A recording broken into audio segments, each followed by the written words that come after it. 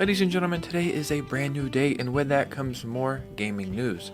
We have some bad news, some great news, and we also have some news about the Switch 2, about a hidden feature that I think is real. All very exciting stuff. So let's go ahead and get into the video. Gaming in 2025, or going into 2025 and further throughout the years, in a really strange place because we have really low lows and very high highs right now. So everything's at the extreme, right? It's like, oh my god, this company's doing horrible, or this company's closing down. And then you have Nintendo at the highest they've ever been. So I feel like there's no middle ground anymore, and it's a strange feeling. So today we have some bad news, some good news, and some great news. Before we get started, if you could hit a like and subscribe, that would truly mean the world to me. We're like 95 subscribers at the time of recording this video, away from 15,000. That is insane. I know that's very small compared to all the other YouTubers you probably watch, but 15,000, man, that's incredible. So join this community if you would like, and let's go ahead and get into the video. So first, let me start with an unpopular opinion, and just thinking about it in my head feels insane. Saying it is probably going to feel even more insane, but I like Ubisoft and EA games. I know that's like the thing people hate on, like, oh, Ubisoft, they just give you slop, and EA is just all battle passes and this and that. Dude, I enjoy a lot of their games. They're great middle of the road or 6 or 7 out of 10 games. I just beat Jedi Survivor, which is an EA game. It is the most fun I've had in a game in a very long time. Ubisoft made Immortals Fenyx Rising. I'm playing it for the 3rd time right now. It is so damn good. They make the Assassin's Creed stuff, the Mario and Rabbids games. They make good games. Their business practices are atrocious. They're horrible, they're horrendous, and they deserve to be criticized to the utmost extent, but the games I do enjoy. So every time I see news of Ubisoft and EA like laying people off or just having bad things go on with their business, it really does bum me out. Today we have an update from Ubisoft, and it's just more bad news. Ubisoft announces studio closures and layoffs. Not great news. They are really not doing that great right now. So I'm just going to read what they have here. Ubisoft is shutting its studio in Leamington, United Kingdom, and cutting jobs at 3 other studios. The Leamington team worked on titles like Call of Duty Infinite Warfare for Activision before being acquired by Ubisoft, and helping develop games like Far Cry 5 and Tom Clancy's The Division. Despite the relative success of those titles, Ubisoft is closing the office for good as part of a larger cost-cutting move. In a statement made to gaming news site Eurogamer, Ubisoft announced that it's permanently closing these studios, while cutting staff at Ubisoft Dusseldorf, Ubisoft Stockholm, and Ubisoft Reflections. This will affect 185 employees between the 4 locations, and this news comes not long after the company revealed it would shut down X-Defiant servers on June 3rd, 2025, just 1 year after the game's launch. This may not be the end of the company's money-saving efforts as well. A recent report suggested that Ubisoft and Tencent are considering splitting the company instead of making it private. This split would boost Tencent's stake in Ubisoft properties while spreading out some of the costs of managing all of Ubisoft's assets. The crazy thing hearing news like this is, like, I don't know how they're not doing good business. Every game sells fairly well. They underperform to Ubisoft standards, like Prince of Persia: The Lost Crown. Phenomenal game, one of my favorite games of 2024. One of the best games Ubisoft has ever made. I don't know the exact sales numbers, but I know it had to sell at least a few million copies across all platforms. That underperformed. And the weird thing is, games will do good, and you would expect them to get a sequel, and they will start working on a sequel or putting together a team for the sequel, and then they'll just cancel that. So I don't know if Ubisoft is even savable at this point. You guys probably don't care, but I like Ubisoft games, so this is always bad news when I read stuff like this. But now let's get into some good news. One of my favorite franchises I've played in the past couple years. I did not play it on the PSP and the PS3. I don't know if it was on the PS2. But the God of War series. God of War 2018 and Ragnarok, amazing games. I think those games are Norse mythology. And then the PS3 era was like Greek mythology maybe.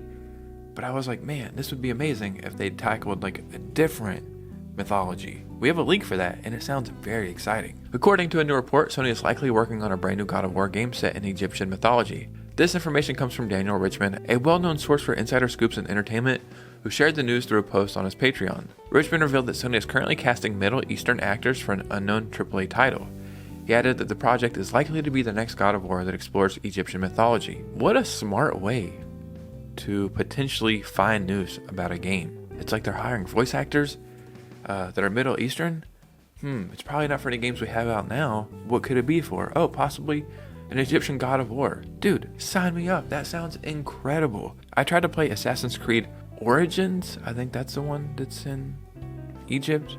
A few times. The game is fine, but the NPCs piss me off. Like, they'll just let you run them over with a camel without moving. Stupid stuff like that. I'm like, I just can't get into it. So, God of War, Egyptian mythology, oh my god. That would be so incredible, so amazing. Now, there's a question I have. Kratos was getting old as shit in God of War Ragnarok. Would Kratos be in this one? Or would it be Atreus? Or the boy?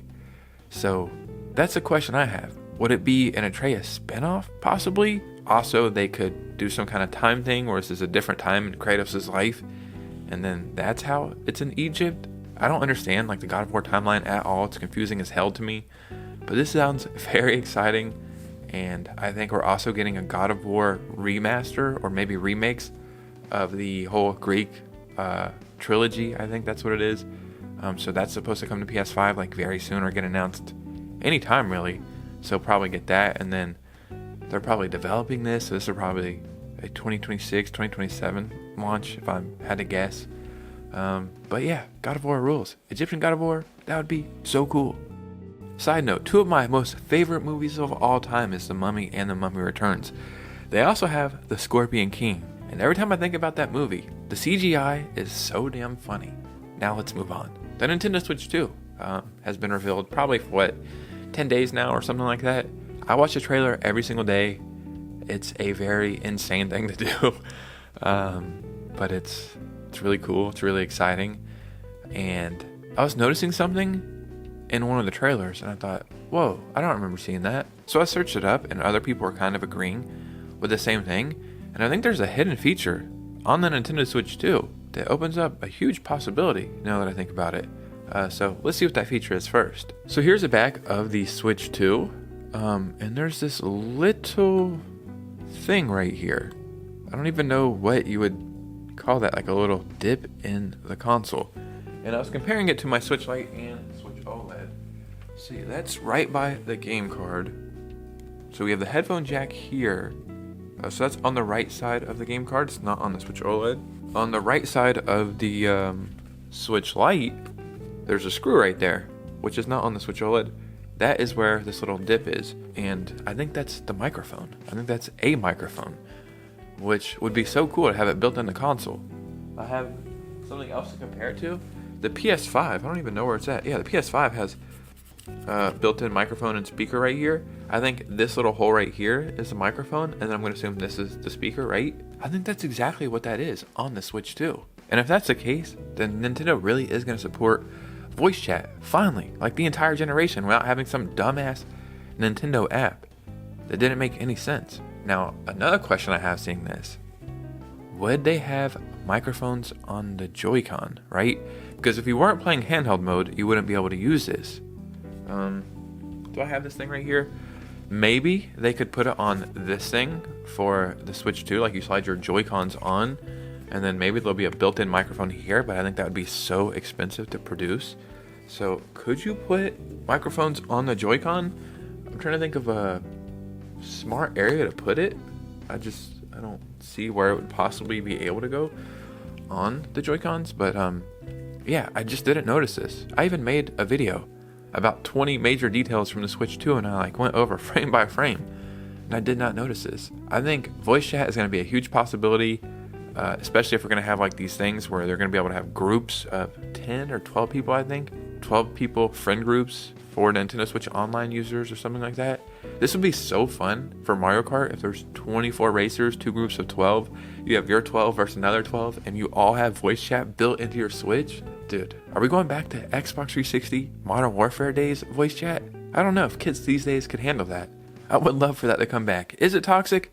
Sure, but it's awesome. It's fun. I love that aspect of gaming. Nintendo, I don't know if you know what you're opening up by doing this, but this would be so cool if they do that. And Maybe you could also do like voice commands in games. Hell, Nintendogs. Dude, we could probably see Nintendogs come back. I'm not even kidding. I think we could truly see Nintendogs make a return if they have this built-in microphone here. I'm really expecting them to show us this on April 2nd, but I'm telling you, there's so many things on this console that we're not aware of yet, and I really think it's going to be a huge difference from the Switch. Everybody's saying, oh man, it's just a better Switch. I think there's going to be a lot more there, like a lot more there, to where you're probably not going to want to play your Switch if you have a Switch 2. But, ladies and gentlemen, what do you think about this information? Because your opinion matters most over here. I just bring it to you guys in the comments below. That's your section. Whether you agree, disagree with me, let me know how you guys feel in the comments. And remember, if you made it to this part of the video, you're very special. So hit a like and subscribe.